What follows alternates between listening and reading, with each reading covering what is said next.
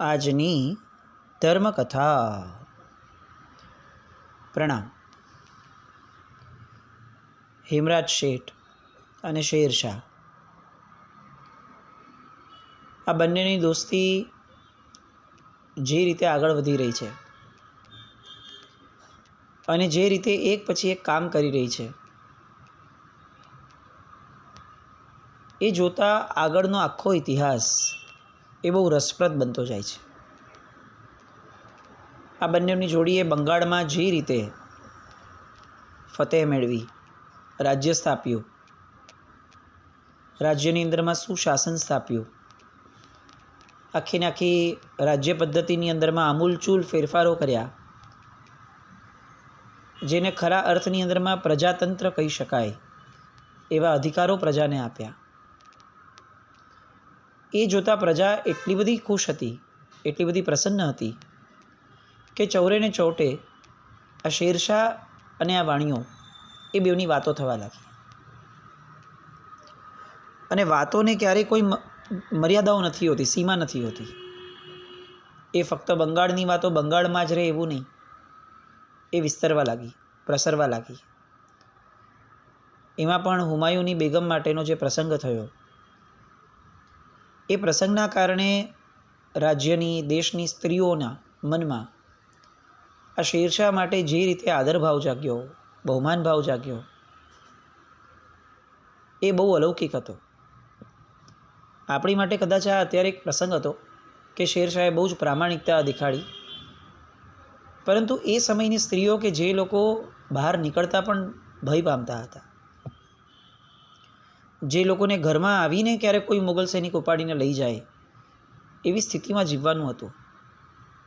આ એ સમય હતો કે જ્યારે કમ્પલસરી પિતાઓ દીકરીઓના બાળ વિવાહ બહુ જ વહેલા કરી દેતા હતા, કારણ કે કયો મોગલ ક્યારે આવી અને કઈ રીતે દીકરીઓને ઉપાડીને લઈ જશે અને આ બધા બાદશાહોના જન્નાનખાનાની અંદરમાં મૂકી દેશે, એ કહેવું બહુ મુશ્કેલ હતો. અતિશય કપરો કાળ હતો.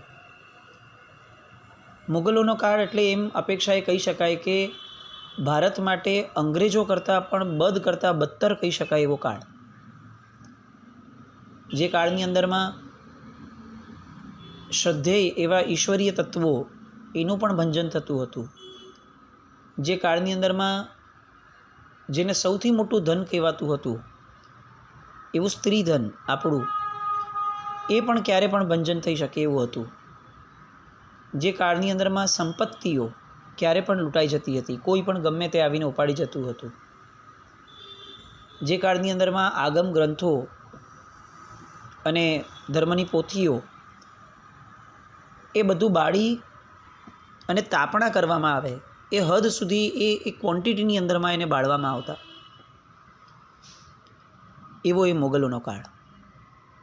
દેશ બધી જ રીતે કદાચ ખતમ થઈ ગયો. આ ફક્ત ને ફક્ત આર્યભૂમિની પુણ્યાઈ હતી કે જેના કારણે ફરીથી આપણે કંઈક બેઠા થઈ શક્યા. મોગલોએ જે રીતે આર્યાવર્ત ઉપર, આર્ય દેશ ઉપર હુમલો કર્યો, આક્રાંતાપણું કર્યું, એ કદાચ કોઈ બીજા દેશ ઉપર થયું હોત ને તો એ ક્યારેય બેઠો ન થઈ શક્યો હોત.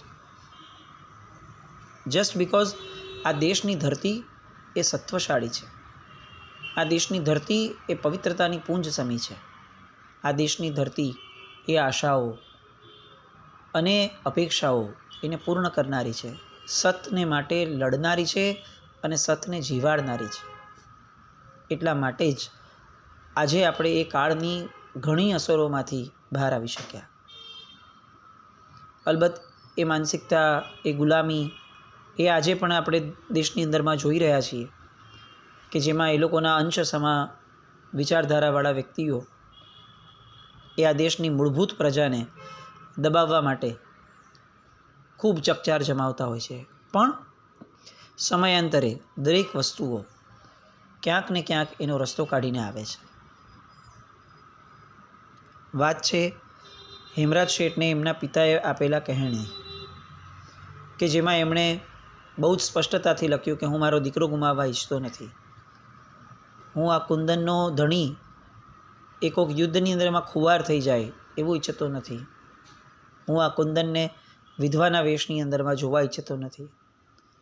હું આ યુગરાજને અનાથની જેમ જીવતા, નબાપો જીવતા જોવા ઈચ્છતો નથી. વાણિયા છીએ, વાણિયાની જેવું જીવન વિતાવીએ.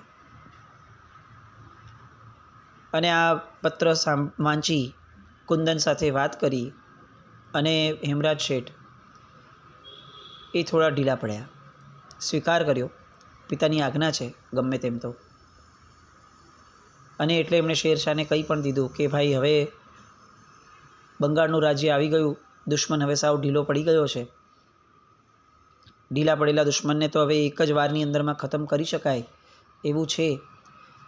જે શક્તિ આ અફઘાનીઓમાં છે જ, શેરશાહના નેતૃત્વમાં છે જ, તો પછી હું હવે પિતાની આજ્ઞા પ્રમાણે એ ગામની અંદરમાં વસવાટ કરી અને આ વાણિયાનો વ્યવસાય પૂરો કરી અને બહુ સુરક્ષિતતા સાથેનું, બહુ સુખ શાંતિ સાથેનું મારું જીવન હું વ્યતીત કરવા માટે જાઉં. આ બધું નિર્ણયના તંત્ર ઉપર આવી ગયું અને અચાનક એક ઘટના બને છે. યુગરાજ જે છે, હેમરાજ શેઠનો દીકરો, એ શેરશાહની સાથે વાતે ચડે છે અને શેરશાહને એ કહે છે કે સુલતાન સાહેબ, અમે જે પ્રવાસ કરીને આવ્યા ગામથી અહીંયા, એ પ્રવાસનો ખૂબ ત્રાસ લાગ્યો છે. શેરશાહ પૂછે છે કે એવો કેવો ત્રાસ થયો? શેનો ત્રાસ થયો? કોણે ત્રાસ આપ્યો? અને ત્યારે યુગરાજ એમ કહે છે કે આખો માર્ગ લશ્કરી અવરજવરથી ખીચોખીચ ભરાયેલો હતો. હુમાયુ ફરીથી સજ્જ થયો છે. આ લોકો દિલ્હીથી આવ્યા, એટલે દિલ્હીથી લઈને બંગાળ સુધીનો આખો રસ્તો એ એમણે પસાર કર્યો અને આખા રસ્તાની એ વાત કરતો હતો. સુલતાન સામેથી એ સાંભળીને કહે છે કે ચિંતા ન કર બેટા, ન પથ્થર નરમ થશે, ન દુશ્મન દોસ્ત થશે. બસ એક વસ્તુ સ્પષ્ટ છે કે જ્યારે જેવી રીતે દુશ્મન આવશે, આપણે એનો કાળ બની અને એની પર તૂટી પડવાનું છે. પણ યુવરાજ હજી એક ચિંતા વ્યક્ત કરે છે. પોતાના પિતાજીને કહે છે કે પિતાજી, ત્રણેય ભાઈઓ એકત્ર થઈ ગયા છે, આ વાત સાંભળવામાં આવી છે. આખા દેશમાંથી, અરે પરદેશમાંથી પણ મુગલ સૈનિકોને આગ્રામાં એકઠા કરવામાં આવી રહ્યા છે. એ લોકોનું તોપખાનું એ હુમાયુના માસિયાઈ ભાઈ મિર્ઝા હૈદર, કે જેને તોપખાનાની બાબતમાં નિષ્ણાત કહી શકાય એવો છે, એના હાથમાં અપાયું છે. લડાઈ તો જબરદસ્ત થશે એ નક્કી છે. હેમરાજ શેઠ એને કહે છે કે બેટા, તારી બધી વાત સાચી છે, પણ બંગાળનો આ સુલતાન છે ને, એ પણ એને જે પ્રતિજ્ઞા કરી છે કે હું આ દેશની અંદરમાં એક પણ મોગલ બચ્ચાને જીવતો નહીં રહેવા દઉં, એ પ્રતિજ્ઞાને પૂર્ણ કરવા માટે એ સક્ષમ છે.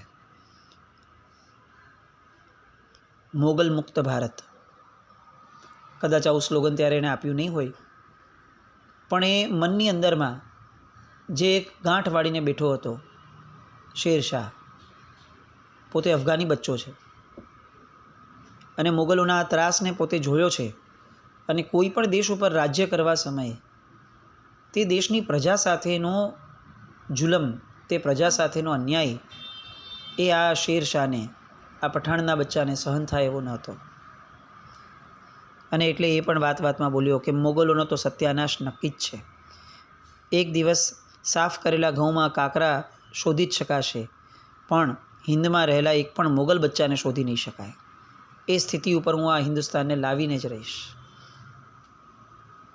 અને ત્યારે યુગરાજ એક વાત કરે છે કે પિતાજી, આપણે જેટલું માનીએ છીએ એટલી આ સરળ વાત નથી. હું આખા રસ્તેથી પસાર થતો આવ્યો છું, ઘણી બધી વસ્તુઓ જોતો આવ્યો છું, ઘણી બધી વસ્તુઓ સાંભળતો આવ્યો છું.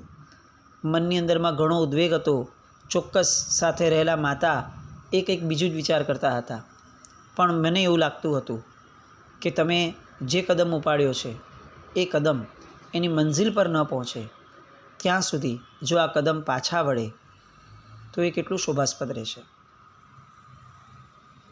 અને સુલતાન પણ આ વાતમાં હામી ભરે છે કે લડાઈ પૂરી ન થાય ત્યાં સુધી તમે અહીં જ રહો, કારણ કે તમારી મદદ વિના મારું કામ થવું મુશ્કેલ છે. તમે ભલે હંમેશા એવું કહો છો કે હું શેર છું, ના નથી, પણ આ હેમરાજ શેઠ એ આ શેરનો કાતિલ નખ છે, અને કાતિલ નખ ન હોય તો શેર શું કરવાનો છે? હેમરાજ શેઠ ના પાડે છે કે પિતાજી નારાજ થશે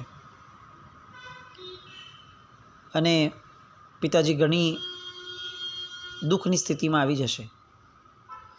પણ એ સમયે દીકરો યુગરાજ એ એક વાત કરે છે કે પિતાજી, દાદાજી જે વાત કરી રહ્યા છે ને એના મૂળમાં એક પુત્ર માટેની એમની લાગણી છે. હું આપનો પુત્ર છું. જેમ એમને એમના પુત્રની લાગણી એ વર્તાતી હોય, એની માટે એ આદેશ કરતા હોય, તો મારું આપને પૂછવું છે, આપના પુત્ર તરીકેની મારી લાગણીને આ પિતા તરીકે આપ શું ક્યારે સ્વીકારશો નહીં? મારી લાગણી છે, ભલે મારી ઉંમર નાની છે, પણ મારી લાગણી છે કે આપણો દેશ આવા જુલ્મીઓના ત્રાસથી મુક્ત થવો જ જોઈએ. આપણે એટલા બધા સ્વાર્થી ન બનીએ કે આપણા સ્વાર્થ ખાતર જે પરમાર્થ માટે જ જન્મ્યા છે એવા વ્યક્તિઓને આપણે બાંધીને રાખીએ. યુગરાજની એ વાત શેરશાહ, હેમરાજ શેઠ આ બધા સાંભળીને દંગ થઈ ગયા. હજી યુગરાજની ઉંમર કેટલી? માંડ 15-16 વર્ષ પણ નહીં. પણ આ જે મોઢામાંથી વાત નીકળી અને જે વાત નીકળી છે એ સાંભળી અને બંનેના હૃદય પીગળી ગયા એવું નહીં, બંનેની છાતી ફૂલી. સ્વીકારવા લાગ્યા હેમરાજ શેઠ કે આ મારું લોહી છે અને આવું જ હોય. આમ પણ ઓવરઓલ સાયકોલોજી એમ કહે છે કે પુત્ર કે પુત્રી છે ને એ માતા પિતાના માનસમાં રહેલા અધૂરા સપનાઓ એને ગર્ભમાંથી જ બહાર લઈને જન્મે છે. પુત્ર કે પુત્રી માતા પિતા પોતાની ઉંમરમાં જે ન કરી શક્યા, જેનો રંજ મનમાં લઈને બેઠા હોય ને, એને પોતાનું સપનું બનાવી અને એ લોકો લગભગ એ દિશામાં આગળ વધે, આવું એક સામાન્ય એક તંત્ર છે. આ જે પણ વિજ્ઞાન હોય, પણ માતા અને પિતાની માનસિકતાનું દર્પણ એ આ પુત્ર કે પુત્રી બનતા હોય છે. આ વાતની અંદરમાં યુગરાજ એ હેમરાજજીના, શેઠ હેમરાજના દર્પણની જેમ અત્યારે અહીંયા સાક્ષી પૂરે છે. ફરી જોમ ચડ્યું, ફરી નક્કી થયું કે હવે તો આર યા પારની લડાઈ કરવાની છે. કોઈ પણ કાળે હવે આપણે પાછા પડવું નથી. જો એક દીકરો પોતે યુદ્ધમાં સામેલ થઈ અને પોતાના પિતાને અગ્રિમ હરોળની અંદરમાં જોવા ઈચ્છતો હોય તો પછી 1-2 મહિનામાં જ આપણે પૂરું કરી અને પછી બંને ભેગા જઈ અને પિતાજીને આપણે સુખ આપવા માટે, શાંતિ આપવા માટે પહોંચશું. પણ આ વાતને સૌથી પહેલાં ધર્મપત્ની કુંદન પાસે કરવી પડે. હેમરાજ શેઠ પોતાનું એક પણ કર્તવ્ય કે ઔચિત્ય એ ક્યારેય ભૂલનારા નહોતા. કુંદન પાસે ગયા, વાત મૂકી. કુંદને પણ વાત જણાવી કે મારી સ્થિતિ શું હતી. લોકોના મોઢેથી સાંભળી અને કેવી ચિંતાઓ મારા મનમાં ઊભી થતી હતી. લોકો જ્યારે કહેતા કે આ બંગાળનું યુદ્ધ થઈ રહ્યું છે અને એ સમયે શેરશાહની વાતો આવતી પણ તમારી વાતો પાછળથી સંભળાતી, તો એ સમય જે ઉદ્વિગ્ન જતો હતો એ કાઢવો અતિશય કપરો હતો. હેમરાજ શેઠ વાત કરે છે, બહુ જ સરસ રીતે વાત મૂકે છે. પ્રેઝન્ટેશન એ બહુ અલગ પદ્ધતિનું કરે છે. અને અંતે કુંદન દેવી તૈયાર થાય છે કે જો હવે નક્કી જ કર્યું છે તો એટલું નક્કી રાખજો કે આ યુદ્ધને છેલ્લું યુદ્ધ બનાવજો.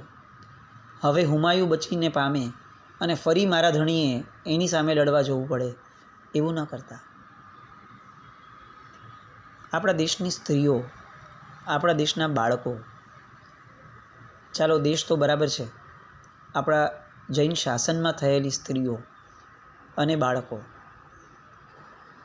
આ બધાની પૂર્વ કહાનીઓ જ્યારે સાંભળીએ ત્યારે ખરેખર આપણને શરમ આવે કે આપણે એ જ ધર્મ, એ જ શાસનની અંદરમાં જન્મ્યા છીએ. પણ એક બહુ મોટી કમનસીબી છે કે ક્યાંય આપણા જૈન ઇતિહાસના પાનાઓમાં આ યુગરાજ જેવા બાળકો, કુંદન દેવી જેવી સ્ત્રીઓ, એની મર્દાનગીની વાતો એ ક્યાંય લખાણી જ નથી. અને જે પ્રજાને પોતાનો ભવ્ય ભૂતકાળ સાંભળવા માટે ન આવ્યો હોય એ પ્રજા ક્યારે પણ ભવ્ય ભવિષ્યનું નિર્માણ આમ પણ ક્યારેય ન કરી શકે. ભવિષ્યના નિર્માણ માટેની સૌથી પહેલી શરત છે કે આપણો ભૂતકાળ ભવ્ય હોવો જોઈએ અને ભૂતકાળ ભવ્ય રીતે આપણી પ્રજા સુધી પહોંચતો હોવો જોઈએ. આજે આપણે આવી સત્વશાળી પ્રજાના નિર્માલ્ય પ્રજાજનો, બાળકો, વારસદારો પાક્યા, કારણ કે આપણા પૂર્વજોનું સત્વ એ આપણા સુધી જે રીતે પહોંચવું જોઈએ એ રીતે પહોંચ્યું જ નથી. અને એટલે જ અત્યારની આબ ફાટેલી જેવી સ્થિતિની અંદરમાં જો મૂળ કારણ કેટલાક ગણીએ કે જે સૌથી વધારે પ્રબળ જવાબદાર છે, એમાંનું મૂળ કારણ છે આજની શિક્ષણ વ્યવસ્થા. કે જે વ્યવસ્થાએ આપણને અકબર જેવાઓને મોટા કરીને દેખાડ્યા, આપણને બાબર જેવાઓને, હુમાયુ જેવાઓને બહુ સારા રાજાઓ તરીકે ચિતરાવી દીધા. અને એમાં આવા અનેક યોદ્ધાઓ દેશની અંદર થયેલા કે જે લોકો સ્વરાજ્ય માટે, જે લોકો સ્વતંત્રતા માટે, જે લોકો ધર્મની રક્ષા માટે ખુવાર થઈ ગયા, જેમના પરિવારો ખુવાર થઈ ગયા, એવા એક પણની વાતો આપણા સુધી તાદ્રશ રીતે ન પહોંચાડાય. એ શિક્ષણ વ્યવસ્થાના કારણે આજે આપણે એવા આક્રાંતાઓની સાથે પણ માનસિક રીતે પણ બહુ જ સૌમ્ય વ્યવહારવાળા થઈ ગયા. આપણા ઘરની અંદરમાં કોઈ એક ઘર ઉપર કાંકરો નાખે તો જીવનમાં બીજી વાર એની હારે સંબંધ ન રાખીએ એવા આપણે. આપણા પૂર્વજોને ખતમ કરી નાખનારા, આપણા ભગવાનોને, મૂર્તિઓને, બિંબોને, આગમોને નિસ્તનાબૂદ કરી નાખનારા એવા માણસો પ્રત્યે પણ આપણે સોફ્ટ કોર્નરવાળા થતા ગયા. મૂળ કારણ શિક્ષણ વ્યવસ્થા. અને આવી અનેક વાતો આપણા માતા પિતાઓ, આપણી જનરેશનના, એ આવી વાતો ન એમણે શીખી, ન ક્યારેક એવાની કોઈ કષ્ટ કર્યું એમને બસ આ એજ્યુકેશન સિસ્ટમની રેસની અંદરમાં આપણા દીકરાઓ વ્હાઇટ કોલર જોબવાળા બની શકે એટલા માટે મજૂરી કરાવી અને ફક્ત ને ફક્ત ગુલામી વેઠવા માટે જાણે એમને સર્જાવ્યા હોય એ રીતનું જીવન વ્યવસ્થામાં સેટલ થઈ ગયા. પણ આ જેમની વાતો છે ને એ બધા અલગારી વ્યક્તિઓ છે. એ કુંદન દેવી, એ યુગરાજ, એ ધન્ય છે કે જેમણે ભારતના ઇતિહાસનું એક નવસર્જન કરવા માટે પોતાની ઈચ્છાઓનું પણ, પોતાની લાગણીઓનું પણ, પોતાની સુરક્ષાનું પણ બલિદાન આપવામાં એક ક્ષણ માટે પણ વિચાર ન કર્યો. હેમરાજ શેઠ તૈયાર થઈ ગયા. એ તરત બેઠા વાટાઘાટો કરવા માટે અને તરત જ એમણે આને કહ્યું, શેરશાહને, કે સુભાષિત એવું કહે છે કે જે સેનાએ પૂર્વની લડાઈમાં બળ ખર્ચ્યું હોય અને તે શક્તિહીન જણાતી હોય તેણે લડાઈની રણભેરી ન બજાવતા સામ, દામ અને ભેદથી શત્રુને વશ કરવો. એણે ત્યારે દંડ નીતિને તરતથી ન અપનાવી. આ નીતિશાસ્ત્રનું સુભાષિત છે. આપણી સ્થિતિ આ વાક્ય કરતાં કંઈક અલગ છે. આપણે સામનો પ્રયોગ કરી ચૂક્યા છીએ. સાદ સમજાવવાથી આદર સત્કાર ભર્યા પ્રીતિ વચનો અને મોટાઈ આપીને આપણે હુમાયુને હરાવી શક્યા છીએ. એટલે હવે એ રસ્તેથી હુમાયુ છેતરાય એવું લાગતું નથી. દામથી એટલે કે સોના રૂપાને અલંકારથી એ પાછો ફરે એવો તો આ દુશ્મન નથી, કારણ કે એ તો એની પાસે પણ અખૂટ છે. એકબીજાની હસ્તી મિટાવવા શપથ સાથે મેદાને આવે છે. એવા સમયે એક જ નીતિ હવે બાકી છે જે આપણે કામે લગાડીએ, અને એ નીતિ છે ભેદ નીતિ. હેમરાજ શેઠે કહ્યું કે હું એવું માનું છું કે હુમાયુના નાશનું કારણ આ ભેદ નીતિ જ બનશે અને આ જ યુદ્ધ નીતિ આપણને વિજય અપાવશે. શેરશાહ પૂછે છે, પણ આ કરશું કઈ રીતે? એટલે તરત હેમરાજ કહે છે કે આ કરવા માટે આગ્રા જવું પડશે, દિલ્હી જવું પડશે અને ત્યાં જઈ અને કેટલાક જાસૂસોની સાથે એક આખું નવું તંત્ર બિછાવવું પડશે. તમે અહીંયા સેનાને તૈયાર કરો, યુગરાજને તમારી સાથે રાખજો અને હું આગ્રા તરફ જાઉં છું. શેરશાહ ઘસીને ના પાડે છે. વાઘની બોર્ડમાં માથું નાખવાનું છે ભાઈ, હવે અત્યારે આ ક્ષણે આગ્રા તો જવાય જ નહીં. ક્યાંય પણ તમારું નામ છતું થાય, તમારી ઓળખ છતી થાય, તમને કોઈ જીવતું નહીં રાખે.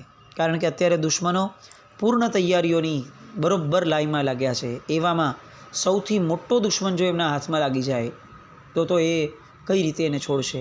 શેરશાહ ઘસીને ના પાડે છે કે હું તમને આ રીતે આગ્રા કે દિલ્હી જવા જ ન દઉં.